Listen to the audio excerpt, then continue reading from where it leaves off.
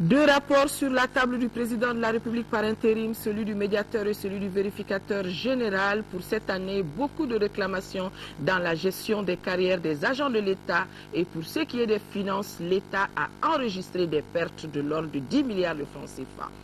Session spéciale pour les élèves déplacés du Nord, les résultats jugés catastrophiques dans l'ensemble. Conséquence, le gouvernement décide d'ajourner l'année 2011-2012 pour tous les élèves déplacés non admis aux différents examens. Nous sommes vendredi 2 novembre. Mesdames et messieurs, bonsoir et bienvenue dans cette édition.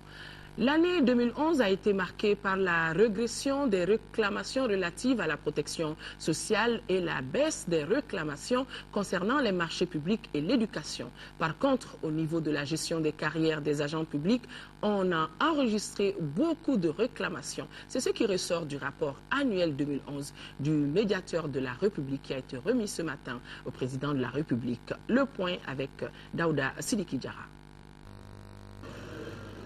C'est un document de 75 pages que le médiateur a remis au président de la République par intérim. Ce rapport annuel 2011, qui se résume en 4 parties, rend compte des événements qui ont marqué l'agenda du médiateur de la République, de la présentation des réclamations reçues, de la contribution aux activités de promotion des droits humains, ainsi que de la bonne gouvernance. À ceci, il faut ajouter les activités de renforcement des capacités des collaborateurs du médiateur de la République.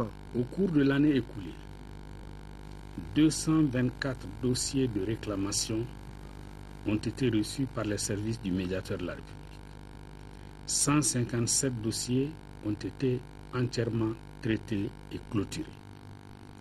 Les principaux domaines concernés ont été la gestion domaniale et foncière, le service public de la justice, la gestion des carrières des agents publics, la protection sociale, les marchés publics, l'éducation et les litiges privés. Par rapport aux années précédentes, nous avons relevé la prédominance des réclamations relatives à la gestion domaniale et foncière, la hausse des préoccupations relatives au fonctionnement du service public de la justice, l'augmentation des réclamations concernant la gestion des carrières des agents publics, la régression des réclamations relatives à la protection sociale et la baisse des réclamations concernant les marchés publics et l'éducation. J'ai écouté avec beaucoup d'attention votre allocution. Dans mon approche de ce que vous dites, il y a 2 paramètres essentiels, à mon avis. Le premier pourrait incliner à penser que c'est parce que la situation s'aggrave dans ces domaines-là que le nombre de sollicitations a augmenté. C'est peut-être vrai. Mais le deuxième paramètre signifierait que le médiateur et ses collaborateurs font tellement bien leur travail que de plus en plus de citoyens maliens reconnaissent en eux un recours pour la solution de leurs problèmes. En remettant au président par intérim ces rapports, qui est le fruit des efforts conjugués de l'ensemble de ses collaborateurs, le médiateur a assuré professeur Diongounda Traoré de son assistance dans la construction et la consolidation de la paix et de la stabilité sociale dans notre pays. Autre rapport remis au président de la République par intérim, celui du vérificateur général. Le document révèle que les pertes financières de l'État s'élèvent aujourd'hui à plus de 10 milliards de francs CFA. Ces pertes ont été décelées dans les principales structures pourvoyeuses de recettes. Ibrahima Traoré. Voici le rapport 2011 du vérificateur général. Le document fait la synthèse de 9 missions de vérification financière et une mission de vérification de performance. Le manque à gagner est inquiétant, 10 millions de francs CFA. Une fois de plus, le vérificateur général pointe du doigt les principales structures de recettes. Requêtes au fond de dénonciation qui sont déjà prêtes concerne 7 structures publiques et pourrait impliquer un nombre important de gestionnaires, décideurs ou agents de l'État. Elles seront transmises dans les prochains jours à M. le procureur de la République de la commune 3. S'agissant des recommandations sur les volets institutionnels et administratifs, les rapports individuels ont été transmis depuis le 23 août 2012 à tous les ministères, directions générales, directions régionales et autres entités vérifiées. Et nous attirerons l'attention, à l'occasion de la remise du rapport annuel, l'attention de M. le Premier ministre sur la valeur ajoutée de leur mise en œuvre. Amadou Ousmane Touré estime que son bureau reste vigilant et suit avec attention le déroulement de la transition. Ce moment, ajoute-t-il, doit être mis à profit pour doter le Mali d'institutions fortes et renforcer l'autorité de l'État pour mener plus d'actions rigoureuses contre la corruption. C'est le lieu de déplorer la destruction massive de documents administratifs suite aux actes de vandalisme survenus à l'occasion des événements du 22 mars 2012. Situation qui impactera les missions de contrôle. Ce chaos causé par les vandales a profité à certains gestionnaires et financiers des services publics pour dissimuler ou détruire d'importants documents comptables ou autres actes de gestion déterminants. Le président de la République, par intérim, dit en prendre bonne note et rassure que son accompagnement ne fera pas défaut pour garder un regard d'ensemble sur la gestion des finances publiques. Au-delà du caractère dissuasif que votre présence seule imprime, il y a aussi les résultats probants que vous avez obtenus qui ont permis d'opérer des redressements parfois et de faire en sorte que les affaires publiques soient mieux gérées. La seule chose que je peux vous dire, c'est continuer dans ce travail que vous faites si bien, dont les Maliennes et les Maliens ont conscience et duquel les Maliennes et les Maliens attendent beaucoup. Moi, je vous souhaite beaucoup de courage, il en faut. Je vous souhaite beaucoup de chance, il en faut également. Dans les tout prochains jours, ce rapport sera également présenté à la primature, à l'Assemblée nationale et à la juridiction supérieure de contrôle des finances publiques.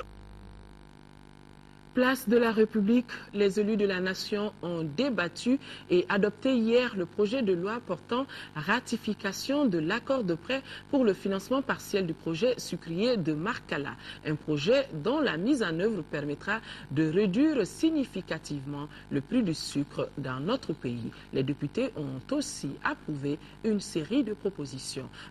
Reportage de Moïse Traoré, mais c'est avec la voix de Boubacar Sissoko. Le projet de loi pour la ratification de l'accord de prêt pour le financement partiel du projet sucrier de Marcala a été approuvé à l'unanimité des 111 voix exprimées. À travers le projet sucrier de Marcala, comme je l'ai dit tantôt, nous voulons atteindre l'autosuffisance en matière de sucre. C'est environ 320 milliards d'investissements. Cette autosuffisance va nous permettre de faire beaucoup d'économies sur nos devises. Et lorsque le projet sucrier verra le jour, nous allons produire environ 200 000 tonnes de sucre. Ajouté aux 140 000 tonnes disponibles déjà, nous avons à peu près une production de 340 000 tonnes pour un besoin estimé environ 250 000 tonnes.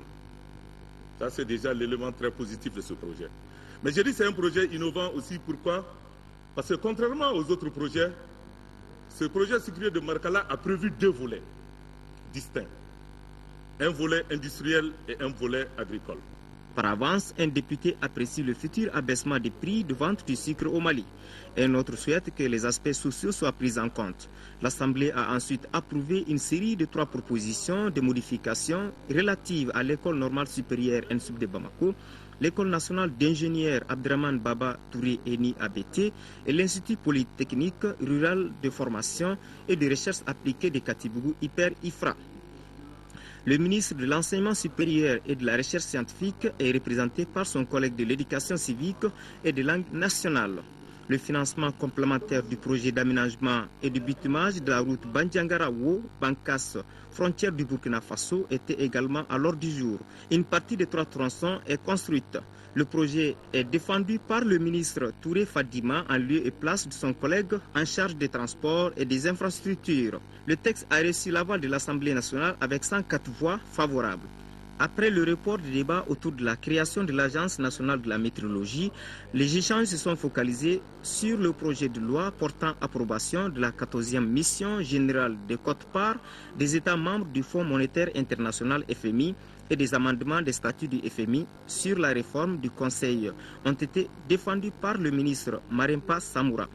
Au nom de son collègue des Affaires étrangères et de la coopération internationale, le texte obtient 107 voix pour, 0 contre et 0 abstention. Le président du Haut Conseil des collectivités informe les honorables conseillers nationaux, les invités, les élus locaux du Nord présents à Bamako, la presse publique et privée, que l'ouverture officielle de la deuxième session de l'institution au titre de l'année 2012 aura lieu le lundi 5 novembre 2012 au siège de l'institution. Le président du Haut Conseil des collectivités s'attend à la présence effective de tout le monde. Les résultats de la session spéciale pour les élèves déplacés du Nord sont disponibles et cela depuis 72 heures. Des résultats jugés catastrophiques par le ministre de l'Éducation et de l'Alphabétisation. C'était au cours d'une conférence de presse sur la question. Le taux d'admission au BT1 est de 22% contre 3,35% pour le DF. Conférence de presse suivie par notre reporter Mohamed Diarra. Les résultats de la session spéciale d'octobre organisée à l'intention des élèves déplacés du Nord sont en deçà des attentes du département de l'éducation. Les résultats sont franchement mauvais. Nous avions au niveau du DF 3,35%. Nous avions au niveau du bac 9,27%. Au bac technique, on avait à peine 2, mais là, il n'y a aucun succès. Surtout le BT de la première année où il y a 2,55%. Au CAP, on a 11,11% et au BT2, c'était peut-être les meilleurs résultats où on a 22%. Alors donc, cette situation, nous étions loin de l'imaginer. Et ce défi-là, nous devons le relever au niveau de notre système éducatif dans l'encadrement. Si ces résultats reflètent le niveau et la qualité du système éducatif malien, le ministre n'exclut pas l'hypothèse de traumatisme causé chez les élèves par les événements du Nord. Le choc psychologique subi par les parents a été encore beaucoup plus violent pour les enfants. Et les cours qui ont été donnés, dispensés, les cours de rattrapage qui ont été aussi dispensés avec beaucoup de moyens, beaucoup d'engagement, n'ont malheureusement pas permis de sauver l'année pour la plupart de ces candidats. En un mot, il faut qu'on se rende compte que l'année était perdue. À des situations exceptionnelles, des mesures exceptionnelles. Le département avait pris le devant avec l'encouragement du Premier ministre, avec aussi le soutien de l'Assemblée, c'est de déclarer, disons, cette année comme ajournée pour tous les candidats du Nord, tous les élèves du Nord et tous ceux qui sont dans des situations similaires. Que faut-il en tirer comme conclusion? C'est que notre système éducatif a été fondamentalement affecté par la situation au nord du pays. S'agissant de l'orientation des élèves admis, le département a donné l'assurance que tous seront orientés. Le moins que l'on puisse dire, c'est que ces résultats sont en partie imputables à la mauvaise organisation de la session spéciale, notamment les conditions de transport et d'hébergement des élèves qui laissaient à désirer. Le département de l'éducation et la commission d'organisation de la session spéciale doivent tirer le maximum de leçons de ce couac organisationnel afin de donner à l'école malienne toute sa crédibilité. Les relations de coopération et d'amitié entre le Mali et l'Ukraine se renforcent de plus en plus. Une mission de la société Cobat International conduite par son ambassadeur, l'ambassadeur de la Chambre de commerce d'Ukraine, séjourne actuellement dans notre pays. La mission a rencontré les responsables du ministère du Commerce et de l'Industrie. Compte rendu signé Abdrahman Meiga. Au cours de cette rencontre entre le ministre du Commerce et de l'Industrie et les partenaires ukrainiens, il a été surtout question des opportunités qu'offre le secteur du commerce et de l'industrie, les besoins et les attentes du gouvernement et les possibilités de financement. La présente rencontre est une initiative du gouvernement de la République du Mali pour inciter les partenaires techniques et financiers à appuyer notre pays dans ses efforts de développement. Nous sommes venus au Mali pour amener quelque chose en plus. Pas simplement construire, pas simplement investir, mais que les Maliens soient et qui travaillent pour eux. Nous ne donnons pas de l'argent pour le plaisir, mais nous voulons que les Maliens soient propriétaires de cet argent et propriétaires de ce qu'ils vont construire. Après des exposés et des débats autour des priorités des secteurs du commerce et de l'industrie, la délégation ukrainienne a décidé d'accompagner le Mali dans 3 secteurs prioritaires. Il s'agit de la construction et de la rénovation des casernes, de la construction des logements sociaux et de la mise à disposition des commerçants maliens des équipements marchands. Je sais que c'est un pays où il y a quelque chose à faire et il y a une jeunesse, il y a des gens qui veulent se sortir de tout ça. Donc nous y croyons et nous sommes prêts demain à venir investir et à travailler et à construire et faire travailler les Maliens pour leur pays.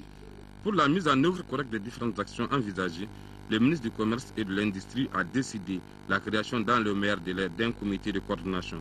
Ce comité aura pour mission d'entreprendre une série de démarches pour élaborer une feuille de route qui servira d'axe de coopération entre le Mali et ses partenaires ukrainiens.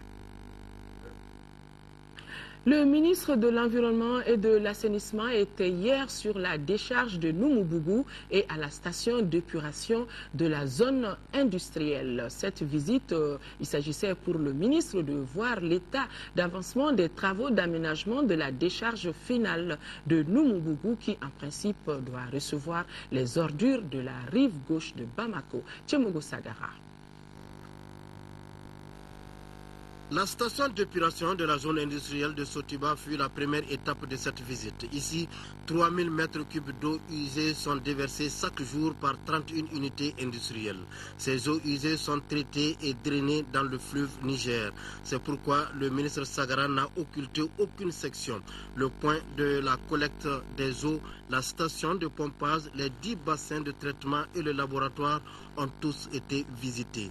Les difficultés majeures ont pour nom faible approvisionnement de la station en eau usée, dégagement d'odeurs nauséabondes, non-perception de la redevance assainissement.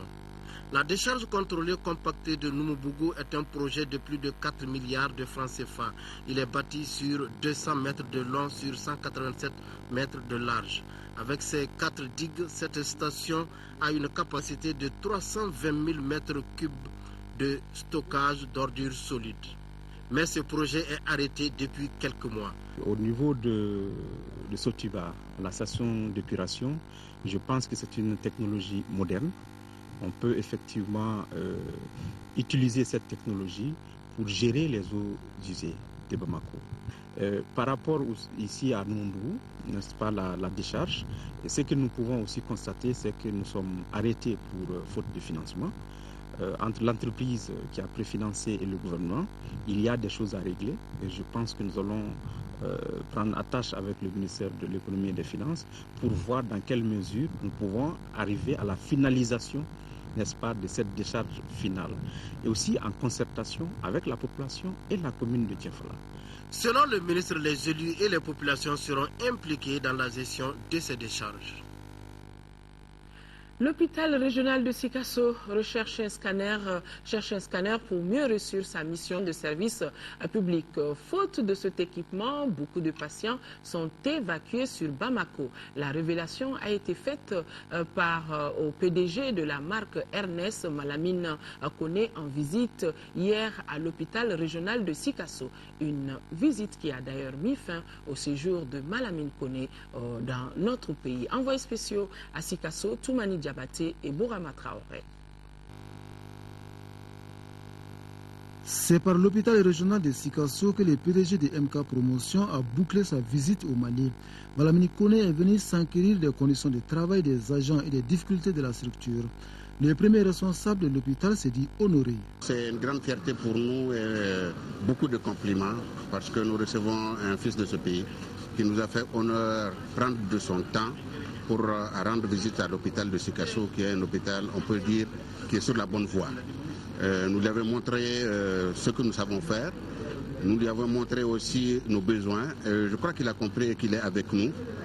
Inch'Allah, il va nous aider pour que nous soyons encore de plus en plus performants. Le président fondateur de la marque Ernest s'est rendu dans plusieurs services de l'hôpital, notamment la radiologie, la cardiologie ainsi que le bloc d'hospitalisation et médecine pédiatrie. Une visite au terme de laquelle les besoins de l'hôpital sont connus. Le besoin crucial est un besoin de scanner. Depuis janvier à ce jour, nous avons enregistré 41 évacuations sanitaires sur Bamako uniquement pour aller faire des scanners. Le personnel compétent existe, mais nous n'avons pas de scanner. L'hôpital régional de Sikasso a été inauguré le 18 octobre 2010. Sa réalisation a coûté près de 10 milliards de francs CFA, entièrement financé sur budget national. Le centre universitaire et hospitalier de l'IOTA a procédé à la remise de diplômes à 24 nouveaux spécialistes de 9 pays d'Afrique. Cette sortie de promotion concerne des médecins, des techniciens supérieurs de santé et les optométristes. Reportage de Boubacar Sissoko. Le centre universitaire et hospitalier de l'Institut d'ophtalmologie tropicale d'Afrique, IOTA, est une référence sur le continent noir. À cet effet, il contribue à la formation des agents de santé venant de plusieurs pays d'Afrique. Cette année, ils sont 24 médecins, techniciens supérieurs de santé et optométristes, ressortissants de 9 pays d'Afrique à obtenir leur diplôme. À partir de notre formation, nous sommes aptes à prendre tous les problèmes qui relèvent de les pathologies ophtalmologiques en charge et d'aider du mieux qu'on peut les populations pour faire face aux problèmes de la cécité. Ces spécialistes de l'ophtalmologie sont appelés à relever le défi de la lutte contre la cécité en Afrique. La formation n'est pas seulement l'acquisition de connaissances, mais aussi la modification d'un comportement devant des situations nouvelles qui conduisent à améliorer ces connaissances. L'exercice de la médecine est une vocation, une mission, un engagement très fort. Le médecin doit rester étudiant toute sa vie. Le ministre de la Santé, Soumana Makadi, abonde dans le même sens. Je vous adresse mes vives félicitations et vous exhorte à poursuivre l'acquisition de connaissances modernes pour relever le défi combien important qu'est la lutte contre la cécité au Mali et en Afrique. Il est à rappeler que les Guinéens de Conakry sont sortis majors dans les corps de techniciens supérieurs de santé et celui des optométristes. Quant aux médecins, leur major est Leila Laroussi du Maroc. Le syndicat national des travailleurs des douanes a signé ce matin avec la Confédération syndicale des travailleurs du Mali un pacte d'affiliation. La présente signature de partenariat est la concrétisation d'une des résolutions du Congrès constitutif du 10 syndicat tenu le 15 septembre dernier. Abdrahman Meiga a suivi cette cérémonie de signature. En apposant leur signature au bas de ce document, cadre de partenariat, le syndicat national des travailleurs des douanes et la Confédération syndicale des travailleurs du Mali ambitionnent de se donner la main et converger vers un destin commun. La présente signature de convention est la concrétisation d'une des résolutions du Congrès du syndicat national des travailleurs des douanes tenu le 15 septembre dernier. Nous avons choisi la CSM compte tenu du fait que nous avons les mêmes visions, nous avons les mêmes caractères. Et nous savons bel et bien que nos revendications nous seront aidées par la CSTM. Dans le syndicalisme, on ne peut pas dire qu'on peut quand même être satisfait à 100%. C'est une lutte de longue haleine. Après s'être félicité de cette confiance placée à la Confédération syndicale des travailleurs du Mali, le secrétaire général Amadoun Amion Guindo a promis à ses nouveaux affiliés tout le soutien de sa centrale. Sinon, le syndicalisme, c'est la maison du droit. Chacun est libre de choisir ou aller défendre ses intérêts. Entre autres résultats attendus de cette union, c'est surtout l'aboutissement des différentes doléances issues du congrès constitutif du syndicat des travailleurs des douanes. Parmi ces points de revendication figurent la bonne gouvernance, l'amélioration des conditions de vie et de travail du personnel de la douane et la création d'une école de formation pour le douanier.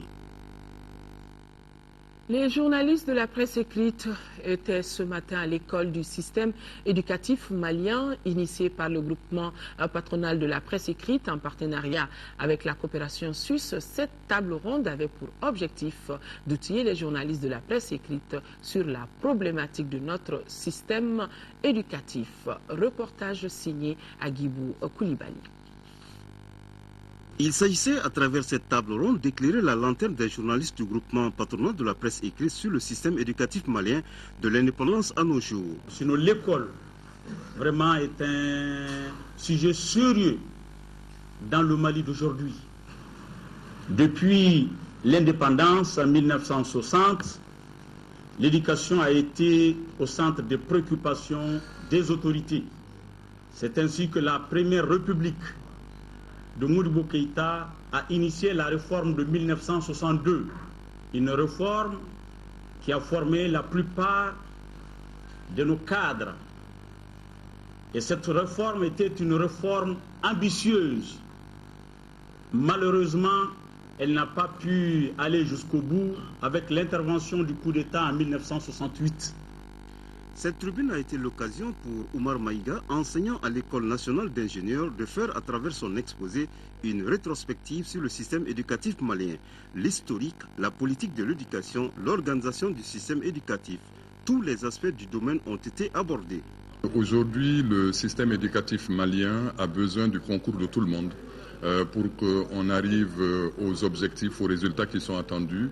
Et ces résultats sont nombreux. Le premier résultat, c'est que les parents soient le mieux informés sur le système éducatif. Et j'irai plus loin, puisque l'éducation a changé. Aujourd'hui, les élèves aussi doivent être informés sur le système éducatif à une période où nous sommes en crise. Nous, hommes de médias, on s'attend quand même à beaucoup de choses. Qu'est-ce qui s'est passé pendant toute cette période?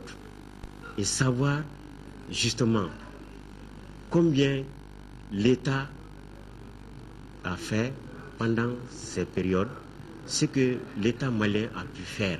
Quels sont les changements qui ont eu lieu? Quels sont les problèmes réellement du système éducatif malien? A rappelé qu'avant la tenue de cette table ronde, le groupement patronal de la presse écrite avait formé les rédacteurs en chef des journaux de la place dans les domaines de la technologie de l'information et de la communication. La 13e édition du Salon international de l'artisanat de Ouagadougou se poursuit. Le Bogola malien et le Faso d'Anfani, par leur originalité, dominent les stands des pagnes tissées. Nos envoyés spéciaux portent un regard sur les étoffes mythiques. Ouagadougou, nous retrouvons Abbas Fambouri, Traoré et Adama Kamara. À situation exceptionnelle, disposition spéciale. Pour la participation au CIAO 2012, le gouvernement a mis les bouchées doubles en vue d'une participation de qualité des artisans maliens, surtout ceux venant des régions du Nord. Très content de son gouvernement malien. C'est eux qui ont pris tout en charge, depuis Gao jusqu'à CIAO. De voir à CIAO aussi jusqu'à Gao encore. On souhaite. Il souhaite qu'il va faire de bons business. Il souhaite que vraiment ça va se passer bien. Il souhaite de la paix de la monde entier. Il souhaite de la paix dans ce pays. Parce que sans la paix, la vie n'est pas normale. Il n'y a absolument rien d'importance s'il n'y a pas la paix. Le gouvernement malien, à travers le ministère de l'Artisanat et du Tourisme, il a fait ce qu'il a pu faire. C'est-à-dire a pris les motifs de difficultés des artisans en charge pour les embarquer ici à CIAO, qu'ils ont participé à une grande quantité des artisans du Mali. On parle jusqu'à 220 personnes qui sont venues à la charge du ministère de l'Artisanat et du Tourisme. À ce jour, près de 320 exposants se partagent les 87 stands réservés au Mali, dont bien entendu les orfèvres des régions de Tombouctou, Gao et Kidal. Ici, les appréciations redonnent de l'âme à la forge. J'ai été surprise, à la fois agréablement surprise de voir que la participation en fait, de la communauté malienne est importante cette année. Et ça fait chaud au cœur étant donné qu'on connaît les événements qui affectent la sous-région en ce moment. Et j'étais ravie de voir que non seulement les Maliens étaient venus en masse, et puis qu'ils étaient très très bien organisés. Mon souhait, en même temps que mon appel, ça s'adresse à Dieu subhanahu wa ta'ala et que de sauver notre pays. et d'amener l'entente entre tous les Maliens et que le Mali prend sa forme et que le Mali c'est un bon pays, c'est un pays d'accueil, c'est un pays de dialogue, c'est un pays vraiment de l'amour, hein? C'est un pays vraiment important. Le Mali, c'est notre pays. Je crois que la meilleure solidarité qu'on puisse apporter, c'est acheter des produits pour distribuer en Europe et parler du pays aussi.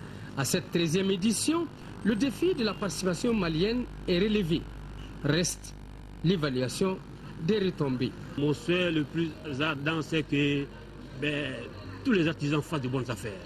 Et on m'a appris que les exposants maliens sont pratiquement dans toutes les compétitions. On est au salon de la créativité, on a des œuvres là-bas, on a des compétitions au niveau de l'UEMOA, de l'OAPI. Donc je souhaite que les Maliens remportent des prix, comme d'habitude.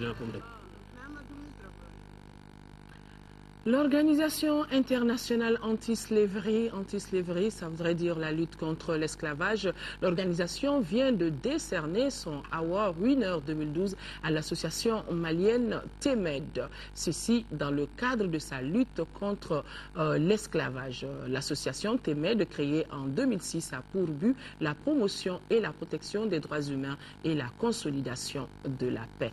Pour plus de détails sur ce trophée remis à Londres, Nyanya Aliou Traoré a tendu son micro au président de l'association, Ibrahim Ag Indaltanat.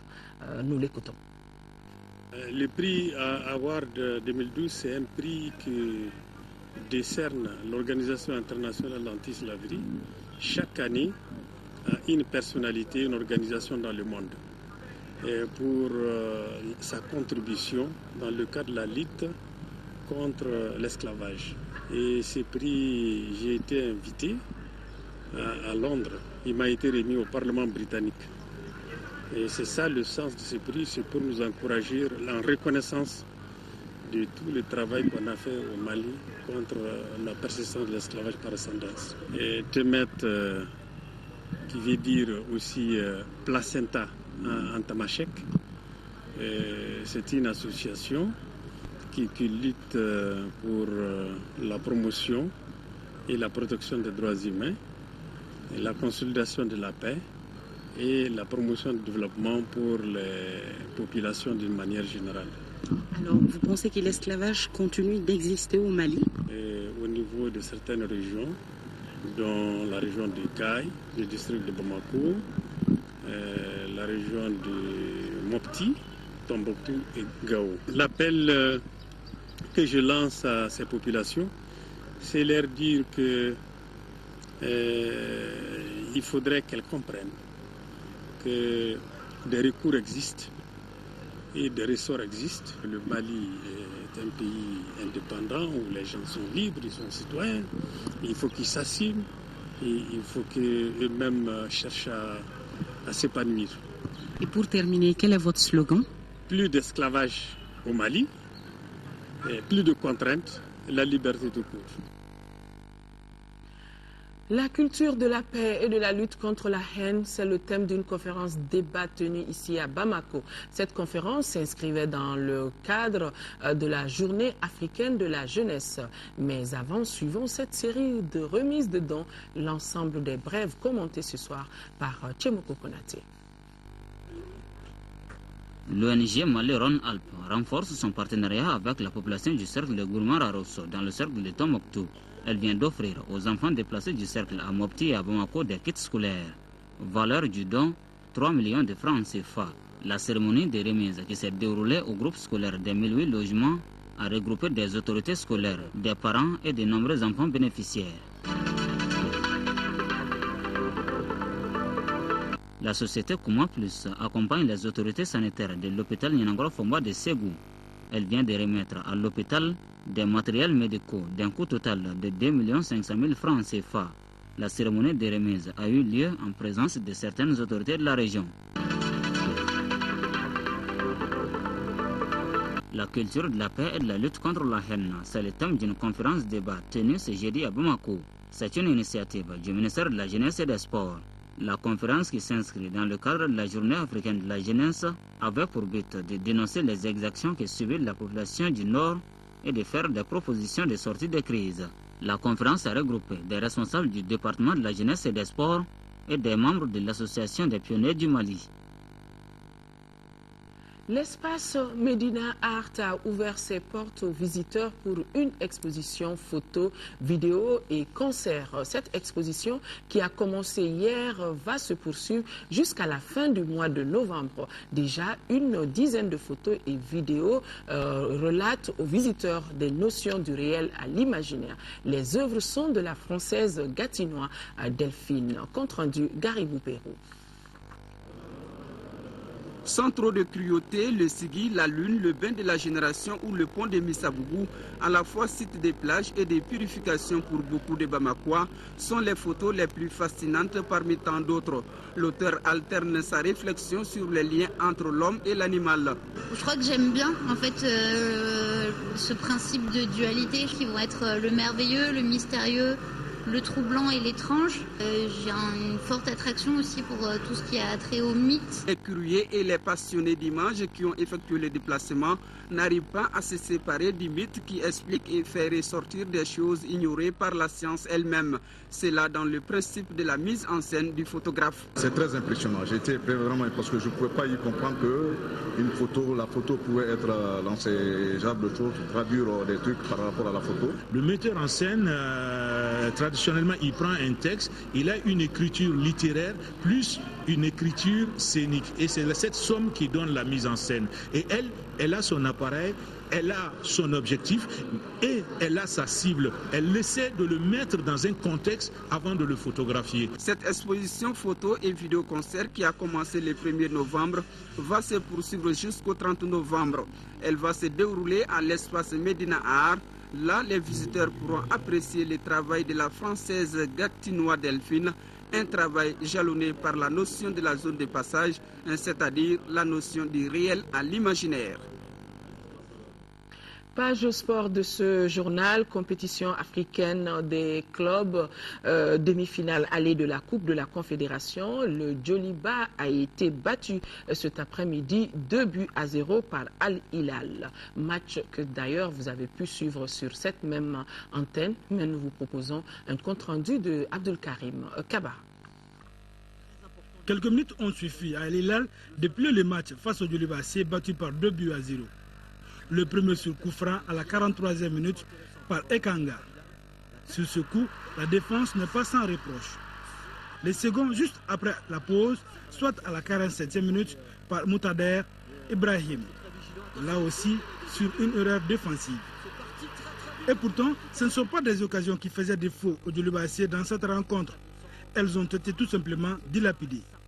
En témoignent des occasions ratées, celle de Idrissa Traoré à la 17e minute, Boubacar Bangoura à la 21e minute ou encore de Salif Koulibaly à la 34e minute. Le champion du Mali a passé à côté de son sujet. C'est au Djoliba de faire le plein ici à Bamako pour la rencontre retour le dimanche 11 novembre prochain pour se qualifier en finale et effacer ces mauvais passages. Le ministre de l'administration territoriale et de la décentralisation a le regret d'informer la communauté musulmane que par suite de défaillance imputable à la compagnie de transport, le retour des pèlerins des 2e et 3e avions est programmé comme suit. 2e avion, ça sera le lundi 5 novembre. 3e avion, jeudi 8 novembre. Le ministre exprime tous ses regrets pour ces retards dans le retour de nos pèlerins des lieux saints de l'islam. C'est donc avec ce mot de sport que prend fin ce journal. Merci de l'avoir suivi. Demain, 10h et 13h, Sira Bachili et 18h, 20h, Nyanya Aliou Traoré. Merci de votre fidélité et merci de rester de cœur et d'action avec mes compatriotes des régions du Nord, Gao, Kidal, Tombouctou vivant sous occupation. Nous ne les oublions pas. Excellente soirée.